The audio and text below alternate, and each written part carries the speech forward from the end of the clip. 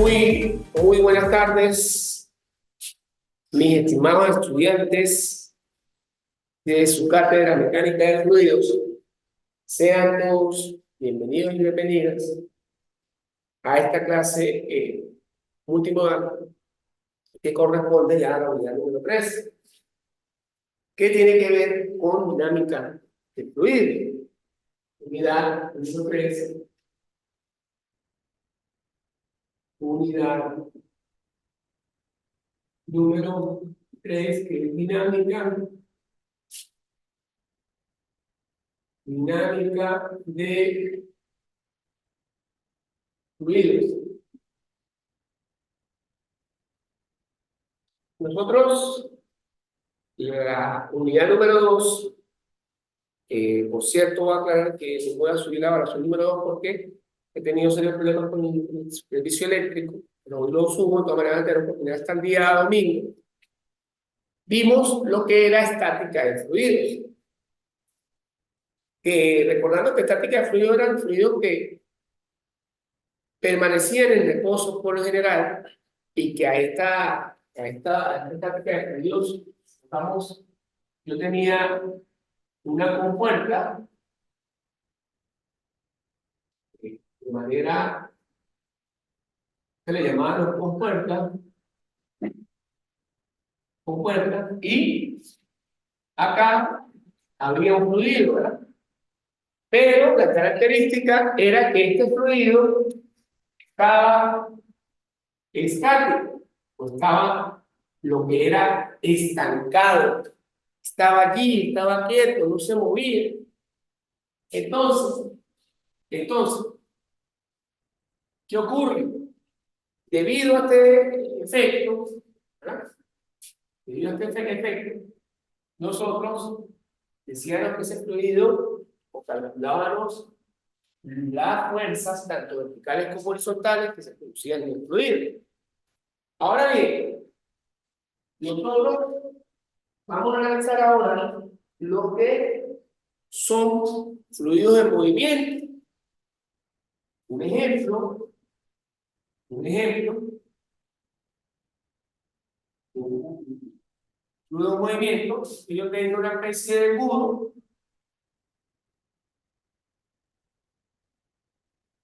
¿verdad? Y acá tenga una superficie y por acá comience a salir el fluido. Fíjense que ya ese fluido no va a estar estático, sino que va a estar dinámico. Dinámico, porque vamos a observar que en su efecto, ese fluido va a comenzar a girarse por el embudo. En tal sentido, vamos a hacer un esquema más o menos de lo que vamos a trabajar, de lo que son los tipos de fluido, de lo que son los tipos de fluido.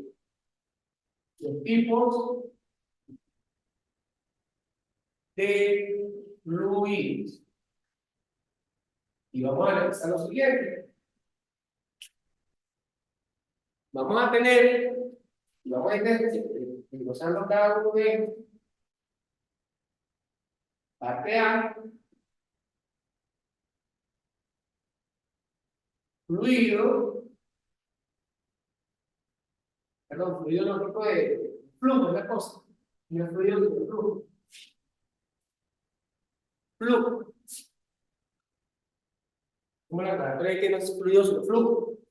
Y vamos a tener en la parte A lo que es flujo unidimensional. Unidimensional. En la parte B, flujo bidimensional. Flujo bidimensional. En la parte C, flujo compresible.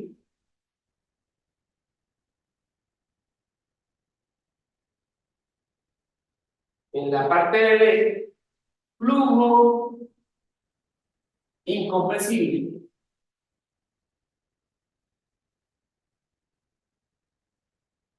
Y en la parte de flujo uniforme. ¿Ok? Y vamos a comenzar a definir cada uno de esos flujos. Repito, a diferencia de lo que era la estática del fluido, ya en dinámica, ya el fluido comienza a moverse. Vamos a definir cada una de estas partes. Pero antes de comenzar a definirlo, vamos a hablar de lo que es flujo uniforme. Lo que es el flujo uniforme. Entonces, dice lo siguiente: es aquel cuyas propiedades de volumen, presión y temperatura permanecen constantes.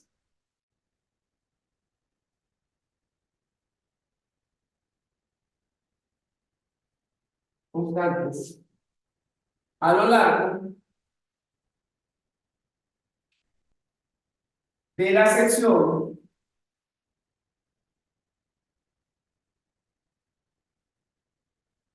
transversal.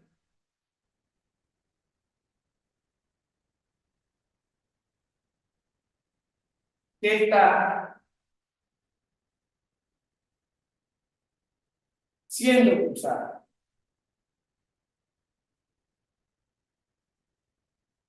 Por el fluido.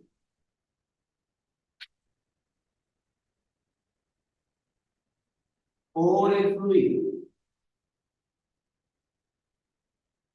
Entonces, para tal efecto, lo va a tener, vamos a quitar el librito que lo voy a colocar acá, que el fluido que entra acá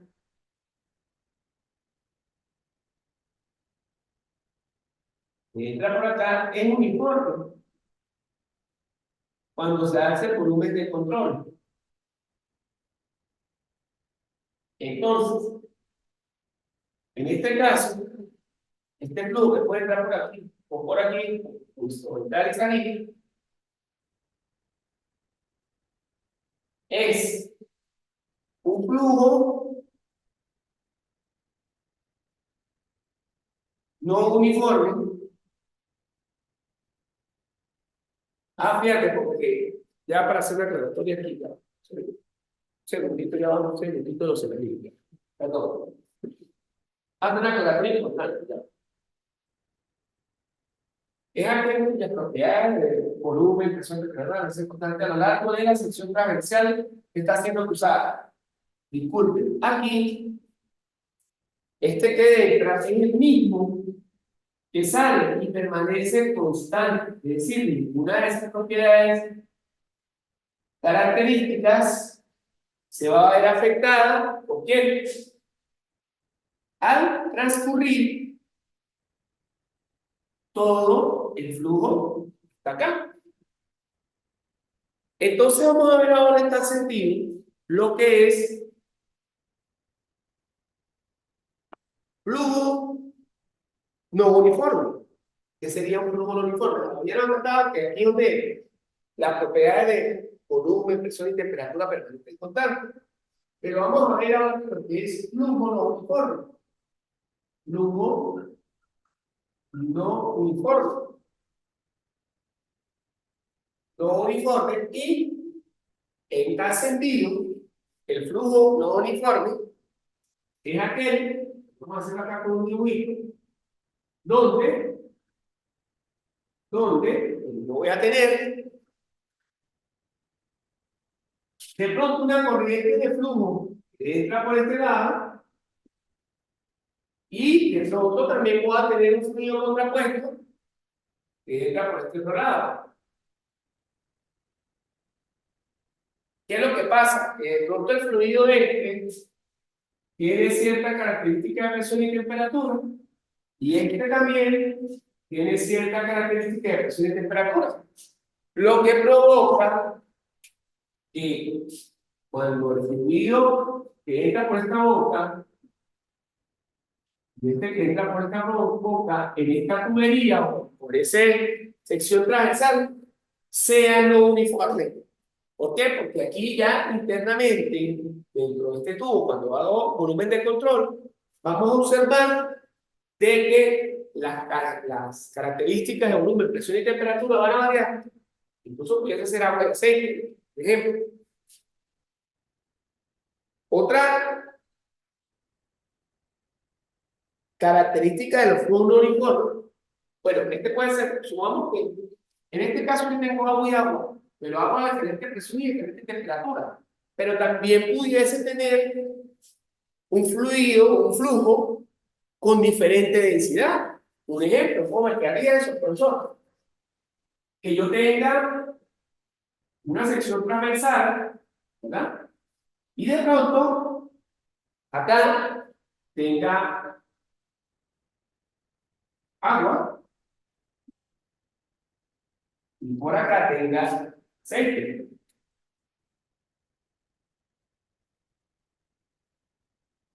¿Ok? Entonces, si le hago un volumen de control a esto,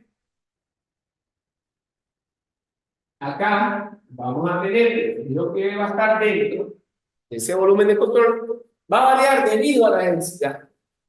Incluso cuando yo tengo agua de aceite, lo vemos esa, y que de por sí no se cruzan, pero sí vemos esa uniformidad cuando vemos las gotas de aceite dentro del agua, ¿no? Prácticamente flotaron, ¿no? Pero es un ejemplo también de incluso de flujo no uniforme. Vamos a ver el flujo, otro título, después vamos a hablar de el flujo estacionario o permanente. Flujo estacionario permanente.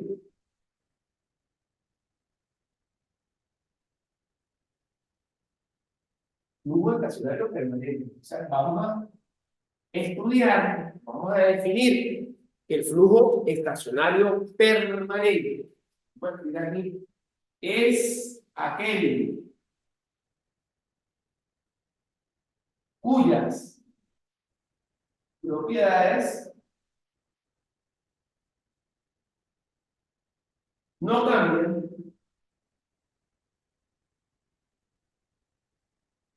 en el tiempo,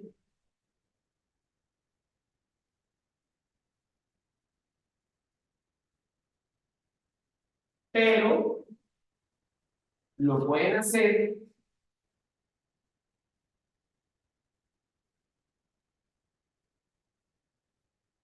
en el espacio. Entonces, esa propiedad no es la que cambian en el tiempo, pero lo pueden hacer en el espacio. Un ejemplo, vamos a ver si por aquí, sí, aquí yo creo que sí. Supongamos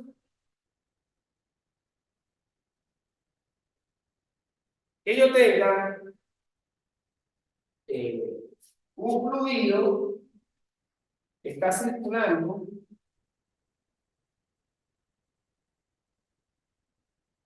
está entrando, está entrando por aquí, y está saliendo por aquí, y en tal sentido, yo le hago un volumen de control.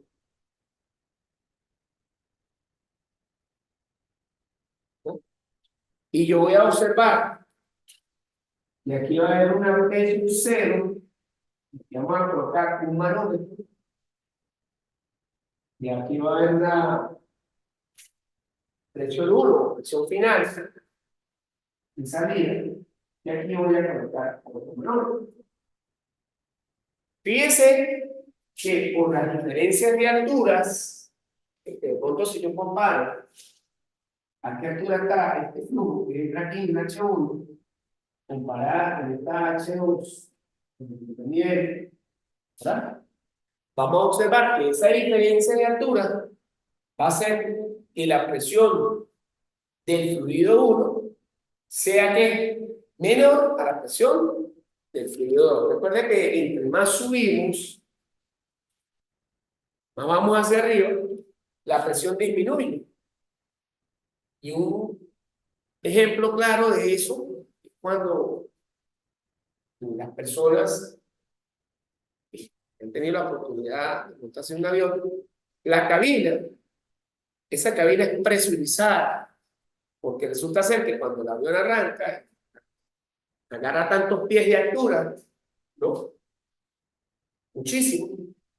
La presión en esa altura es mucho menor que la presión que tenemos acá a nivel del mar, la cual nos permite respirar con facilidad, ¿no? Pero si ese avión, tanto de uso comercial como de uso militar, no se hace con una cabina presurizada, entonces pues es imposible prácticamente poder primero tripular, operar y poder hacer viajes comerciales o en su efecto viajes que involucren lo que es aviones de combate. ¿Por qué? Porque sencillamente no pudiesen respirar y las personas, pues, o las personas que se montarían en ese tipo de aviones que no tuviesen cadenas presurizadas automáticamente van a morir. Porque la capacidad para poder respirar nos va a costar muchísimo. Un ejemplo claro para que lo entiendan mucho mejor. La Paz en Bolivia, y lo hemos visto mucho porque a veces Bolivia gana en La Paz, no porque tenga los mejores jugadores del mundo, evidentemente, sino porque los habitantes de La Paz en Bolivia, que son los jugadores de Bolivia, que realmente han vivido allá en La Paz, están acostumbrados a esa presión que les proporciona, que a la que está a esa altura, su capacidad pulmonar ya está adaptada. Entonces, cuando van los jugadores de otros países, ejemplo, Venezuela, Colombia, incluso Argentina, sufren ese choque de altura y por supuesto esas canchas no van a ser presurizadas, ¿no? Nada, por supuesto, no es que varíe mucho, pero siempre varía, ya tiene un poquito con respecto a la presión del nivel del mar y sufren agotamiento y desgaste respiratorio. Entonces, por eso es que a veces tienen ventaja y siempre terminan por lo general ganando allá, no, no todo el tiempo, pero sí terminan ganando a las piernas. Bueno, una vez entendido por qué las condiciones de ese fluido pueden cambiar en el espacio, fíjate que estamos hablando del aire, el aire que respiramos acá no es el mismo que podemos respirar a 80 pies por encima del nivel del mar. ¿Ok? Entonces es un fluido estacionario permanentemente. Es aquel cuyas propiedades no cambian en el tiempo, pero se pueden cambiar de acuerdo al espacio. Una vez explicado eso, vamos a ver lo siguiente. Vamos a ver fluido transitorio. Flujo transitorio, fluido transitorio. Flujo transitorio. Flujo transitorio.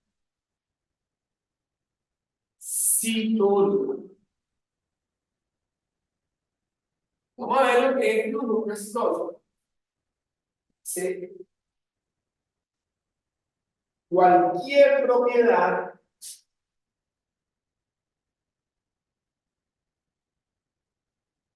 tiene propiedad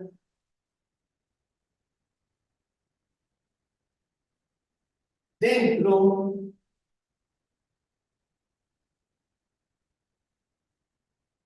del volumen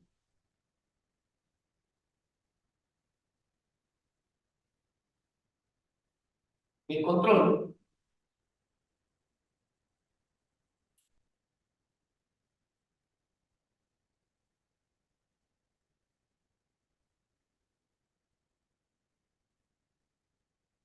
Puede variar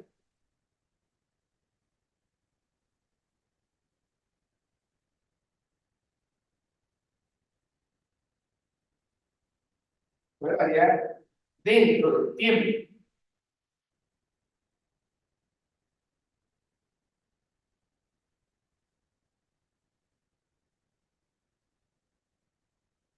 Esa propiedad lo vamos a tener acá. Vamos a utilizar la siguiente manera. Yo puedo tener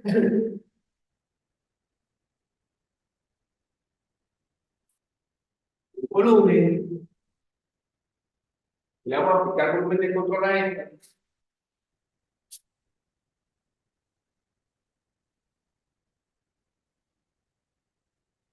Dice que ese fluido transitorio tiene que ser el fluido estacionario.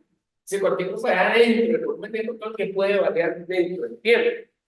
Ejemplo, si este flujo, yo hago volumen de control, que resulta ser que yo comienzo a lo que es calentar el agua, entonces la propiedad interna de temperatura, o sea, la temperatura aquí, sub cero, y la temperatura aquí, van a ser ¿qué? Diferentes. Entonces, esa propiedad de los volúmenes de control puede variar dentro del tiempo, debido a un factor que externo, como es el agregar una llama de calor, una llama de candela, decirlo así, al volumen de control, pero al estanque, el cual está circulando un volumen, está vaciando su volumen, y vamos a ver cómo esa característica del flujo del volumen pues, va a comenzar a cambiar durante el tiempo dentro del volumen de control.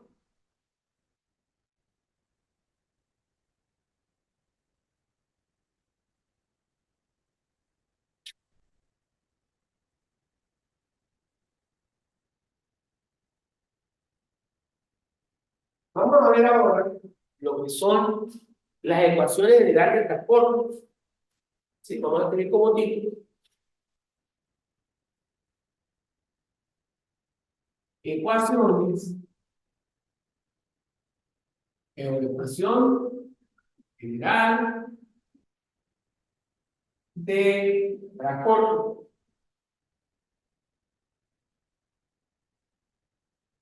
De transporte. Número uno, vamos a colocar como asterisco aquí, conservación de la masa. Conservación de la masa.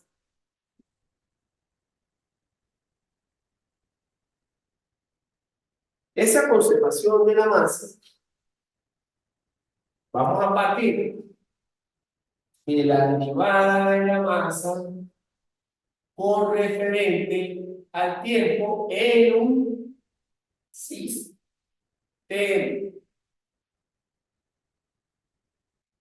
Entonces, a partir de esto, vamos a aplicar lo que es, vamos a decir que L es una propiedad extensiva, esto lo vieron en el espacial, extensiva de la masa. Esto ya lo tocaron en su primer parcial teórico, que eran propiedades extensivas. Y vamos a partir de lo siguiente, como estamos en dinámica, en la persona, pero estamos en dinámica, hemos hablado de que el flujo se mueve, de que cambia las propiedades, si es un flujo estacionario, permanente, no uniforme, si es uniforme, si es transitorio. ¿Qué ocurriría? Y lo hemos visto porque es dinámica. Porque ahorita, si vamos a observar, que para lo que es las ecuaciones generales del transporte, pues, una masa, vamos a comenzar a aplicar la segunda ley de Newton, que ha manejado en física, que la segunda ley de Newton se define como que todo cuerpo puede acelerarse y cambiar su posición debido a una fuerza externa aplicada que haga en su efecto que esto el cuerpo cambie. Y vamos a partir precisamente de lo siguiente, ¿no? La sumatoria de las fuerzas externas, oído, va a ser igual al producto de la masa por la aceleración. Ojo, esto no lo estamos inventando. Esto ya en su curso previo de física lo trabajaron hace mucho tiempo, ¿no? Segunda ley de Newton. Nosotros vamos a definir, y vamos a aprender un poquito aquí en la sobrecambio de matemática, porque recuerden que cuando hablábamos de velocidad en razón de cambio, a nivel de matemática, eso a nivel físico, la velocidad se define como la derivada de la posición con respecto al tiempo, ¿verdad? Es decir, si yo defino por aquí velocidad, es la derivada de la posición que es x con respecto, ¿qué? Al tiempo, ¿verdad? Eso lo sabemos de razón de cambio o de física aplicada. Pero ahora si yo derivo nuevamente la velocidad, voy a obtener la aceleración. Es decir, si yo pudiese definir la aceleración como la segunda derivada de la posición con respecto al tiempo, o la aceleración la puedo definir como la derivada de la velocidad con respecto al tiempo. Voy a quedar con esto, con la última. Es decir, que si yo aplico, ahorita comienzo a cambiar esta aceleración, que la voy a definir, los dos son vectores, un vector y un vector. ¿Por qué? Porque la posición es un vector. Entonces, repito, oído por esto, no estamos inventando. La derivada de la posición con respecto al tiempo me da la velocidad. Es la variación de la posición con respecto al tiempo, en otros términos. Pero si yo vuelvo a derivar esa derivada, entonces yo pudiese definir que la aceleración, porque sigue siendo un vector, sería la segunda derivada de la posición con respecto al tiempo. Ah, pero ¿qué pasa, profesor? ¿Qué pasa cuando no me dan la posición, no me dan la función posición, sino me dan directamente la función velocidad? Ah, que yo puedo decir que entonces también la aceleración es la derivada de la velocidad con respecto al tiempo. Una vez que yo haga unos cambios de campo, yo pudiese decir entonces que la sumatoria de las fuerzas externas va a ser la masa por la derivada de la velocidad con respecto ¿qué? Al tiempo. ¿Sí? Fíjense que aquí arriba hay otro concepto que está implícito ahí, que la masa por la derivada de la velocidad se define como la derivada de la cantidad de movimiento. Depende de la cantidad de movimiento. Entonces, si yo llego y cambio con respecto al tiempo, es decir, que estas dos, cuando multiplique la masa por la derivada de la velocidad, va a ser la derivada va a ser que yo diga la derivada de la cantidad de movimiento del tiempo. ¿Ok? Entonces acá, lo que vamos a hacer nosotros, posteriormente aquí, es decir, que la sumatoria de las fuerzas externas va a ser igual o va a ser equivalente a lo que va a ser derivada de la cantidad de movimiento con respecto al tiempo. ¿Correcto? Posteriormente a esto,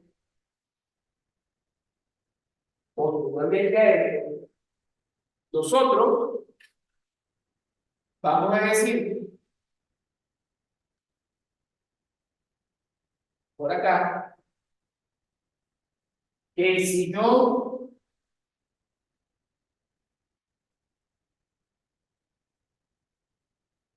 simplifico esa expresión con L, me va a quedar que B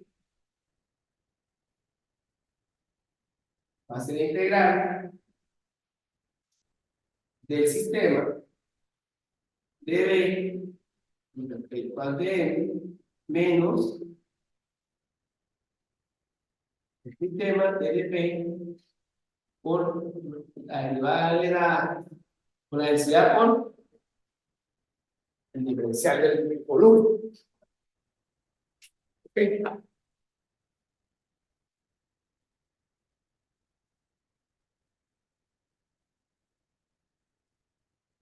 Una vez está esto, vamos ahora a definir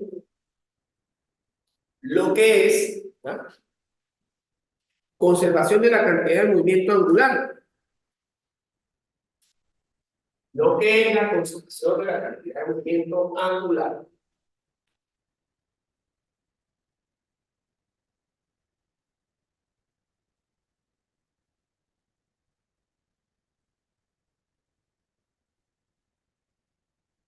La conservación de la cantidad de movimiento angular. Entonces, lo que como título, conservación de la cantidad de movimiento angular. Conservación de la cantidad de movimiento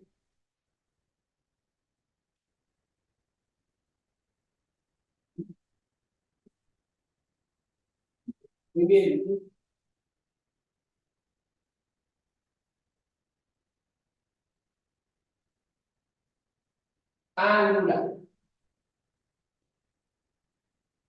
¿Qué tal efecto nosotros vamos a tener? Y vamos a partir de la sumatoria de la tensión interna del sistema, va a ser igual a la derivada de h con respecto a t esta tiempo. Al despejar h, vamos a tener la integral. Fíjate que si yo despejo h de acá e integro, me va a quedar que es la integral del sistema de r por b por d es igual a la integral del sistema de r por b por rho por el diferencial de pi. La primera ley de la termodinámica enuncia lo siguiente. La primera ley de la termodinámica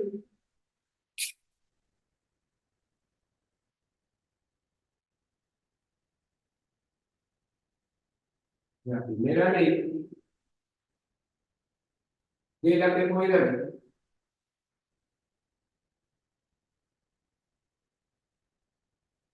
enuncia lo siguiente.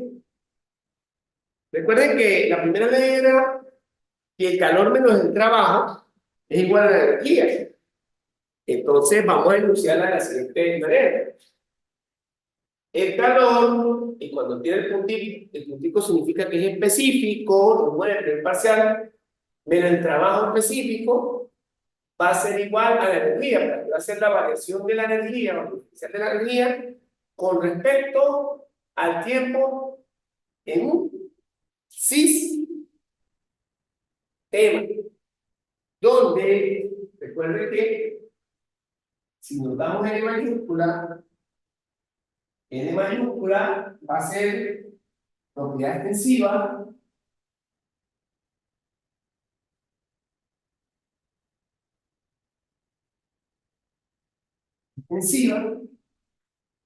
N minúscula, propiedad intensiva,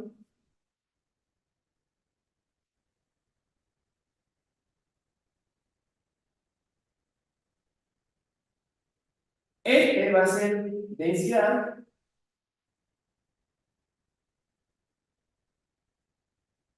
y rho o el diferencial del volumen va a ser igual a rho.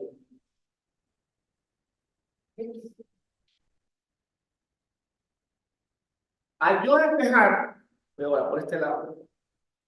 Al yo despejar el diferencial de energía e integrar a ambos lados, vamos a obtener lo siguiente.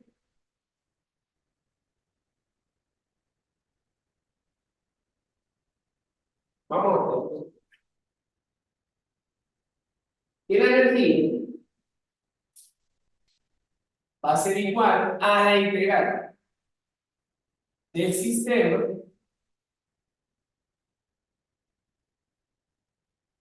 por E de N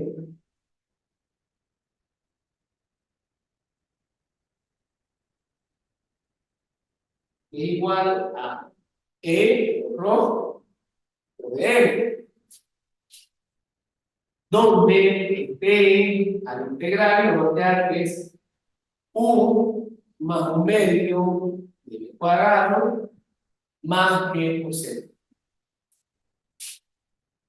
Euros. La ecuación de euros es la tercera tercera. Y entonces, cuando yo diga de esto de T, una propiedad extensiva del sistema va a ser igual a rho con respecto a T, va a ser N, que es una propiedad intensiva, por rho, por diferencial de volumen más, entonces sería volumen de control, por N por rho, P por el diferencial A, ¿no? Y aquí nos va a quedar que N por rho, el diferencial de volumen de control va a ser igual a N. Finalmente, P por diferencial de área, perdón, va a ser igual al caudal. Recuerden que el caudal se define como volumen entre el tiempo, pero también se puede definir como volumen por el diferencial de área, que recuerden que el diferencial de área sería área por tiempo. Entonces, si yo multiplico, en este caso me da el caudal. Fíjense que aquí nos va a quedar metros por segundo y metros al cuadrado. ¿Sí? Metros por segundo que es la velocidad y metros al cuadrado. Esto me va a dar metros cúbicos sobre segundo, que es por lo general unidades de un cubo por unidades de tiempo. Finalmente, va a quedar que rho por BDT, ¿ok? Pues mi diferencial de A va a ser igual a la masa específica y que la derivada parcial con respecto al tiempo de la integral de control de N, que es una propiedad intensiva, por rho, el diferencial del volumen va a ser igual a la propiedad extensiva parcialmente con respecto al tiempo de ese sistema de control, donde, bueno, si me cago, no me cago, no me cago. Bueno, donde vamos a observar que la derivada de la propiedad extensiva con respecto al tiempo va a ser igual a la variación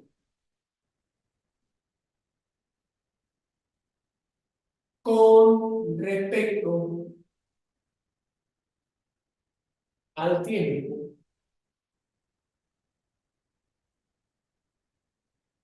de la propiedad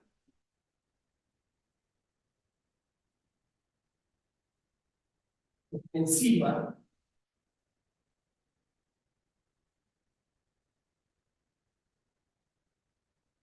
dentro de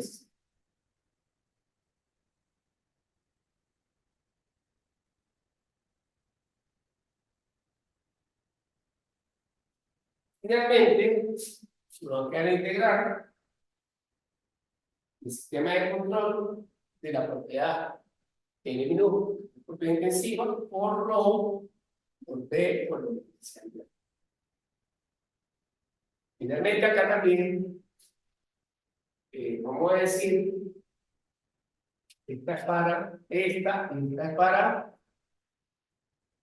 flujo neto, flujo neto,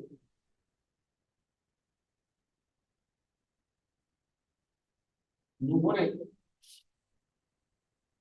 de la propiedad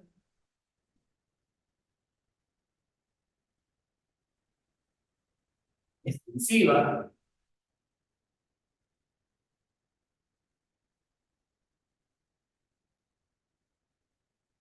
que cruza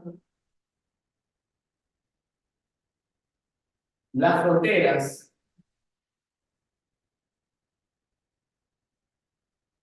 del grupo.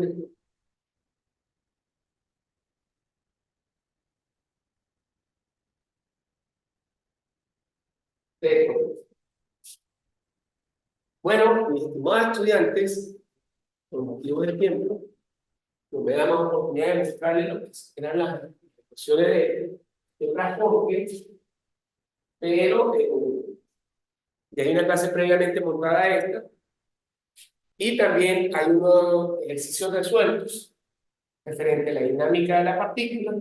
Hoy lo que hice fue una introducción teórica. Yo sé que estas demostraciones de pronto son un poco fuertes, y por motivo de tiempo a veces tuve que recordar algunas cositas para poder llegar, pero dentro de la plataforma ya hay un material, tanto teórico como audiovisual, y de allí, esos ejercicios que están netamente planteados, es que va a salir la evaluación número 3. De la misma manera les indico que la evaluación número 2 la voy a subir en el transcurrir de hoy y mañana, porque he tenido serias dificultades con el suministro eléctrico. He tenido patrones de 7, 8, 9 horas, y pues eso me ha afectado bastante tiempo. Ayer por lo menos tuve uno de 7 horas, y pues en la noche llegó prioridad que estaba muy fácil. Entonces hoy voy a subir la evaluación número 2 y tendré oportunidad de entregarla hasta el día domingo a las 23:59, y generalmente yo doy 2 días de prórroga también después del recibir. O sea que totalmente tendría como hasta el lunes o martes la semana para entregar. Bueno, muchachos, feliz y bendecido tarde. Nos vemos en una próxima clase. Y espero que, bueno, de cierta manera has tratado de hacer la introducción a lo que era la dinámica de los fluidos y plantear algunas ecuaciones importantes que vamos a trabajar dentro de la construcción de ejercicio. Pero que hay un material audiovisual y unos ejercicios propuestos de dinámica de fluidos que son los que están en la plataforma y exigen que van a seguir. ¿Ok?